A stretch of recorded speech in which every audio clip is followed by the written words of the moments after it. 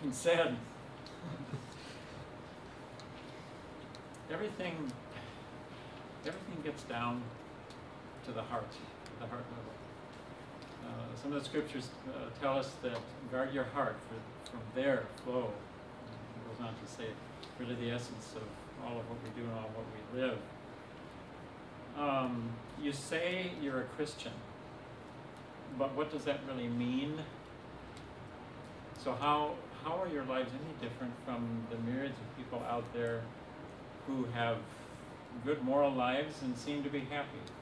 How does it differ from if we claim to be Christians? I mean, it looks the same. Some people out there may even be more moral and maybe more happy than we are. So what's the difference? Where is it? I've lived long enough to know that life is lived essentially first at the heart level. There is a whole conversation going on every day, but it's a conversation of wordless messages that our heart speaks to us over and over again, and we don't answer sometimes because it's too vague. We get a nudge here and a nudge there, and we feel anger, or we feel joy, or laughter, or despair at something, or self-loathing. Where'd that come from? Or boastful pride, on the opposite end of the spectrum. All these emotions are going on, and they're not edited, but it's continual. It doesn't stop. Sometimes even at night it comes out in dreams. And those are weird in and of themselves. So the heart is the center of who we are, and it gives us the basic. From that is where we get our basic motivation and drive for everything we do or say. And that can be positive or negative. So first things first. I'm going to go rapidly because time is short. Do you realize that you have a desperate need for Jesus? Do you know that? Not just a doctrine. No. Yes, I know that I need. Sermon note number 1. Have you come to the end of yourself? Are you tired of certain aspects of living that have made you weary of, I just don't want to live that way. It's just, I like it. Now that can't be forced. When you come to the end of your rope, you do, and it's real, and it's not a doctrine anymore taught. It's something that really happens. And it doesn't have to be a big dramatic thing. Oh, I'm finally off drugs and alcohol. Stand up and give a glowing testimony. No, it can be very quiet. Just a simple thing. I'm just tired of this. God, have it all, or something like that. And the second thing is, do you really believe this gospel? Do you believe that it's really good news? And that's what it means. Good news. It's supposed to make us smile. Does it take your breath away? Now this is something I read, and somebody has said that if the gospel doesn't take your breath away, something else surely will. Because we are designed and built for passionate worship of some kind. It's already been alluded to in the talks today. And our hearts will search for something that will give us that feeling that we matter and that life matters. We'll find something, at least temporarily, whether it is a drug, or whether it's the drug of a relationship, or the drug of spending too much time in the computer, or too much time texting all day, or Facebook. I mean, it can be any kind of drug, any kind, to take us out of ourselves, to make us fill that gaping hole.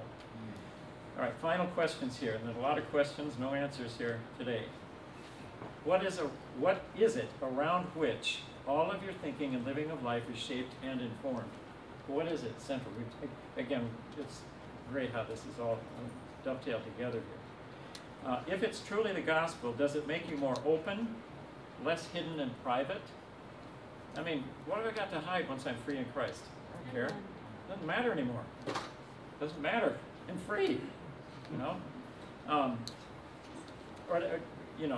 Less hidden, private, less self-protective.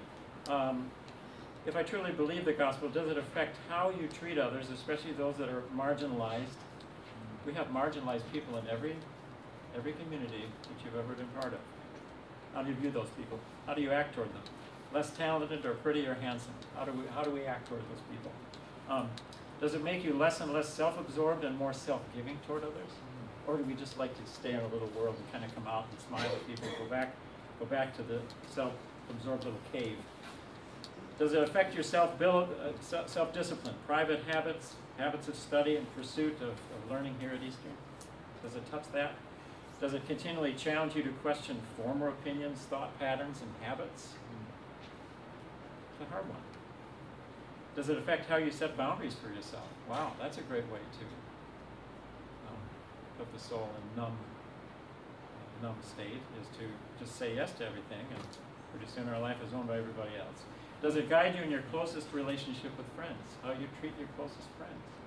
Does it give you a way of, a grid of which to operate? Does it, now this is a sensitive one, but I'm going to say it because I believe every college campus is afflicted with it. And I don't think Christian schools are necessarily an exception of that. Does it guide you and your boyfriend or girlfriend in how you view the issue of sex before marriage? Does it even touch that area? There's plenty of evidence that it doesn't on college campuses. All right, final question. In other words, does your love for Christ affect how you view everything from the unseen private places in your life to the largest issues in our culture and world around us? Those are the questions. And you will spend the rest of your life living out the answers to those questions. I have another question here. How about a forum in the music department to openly talk about the deep questions that haunt all of us? Wouldn't that be nice?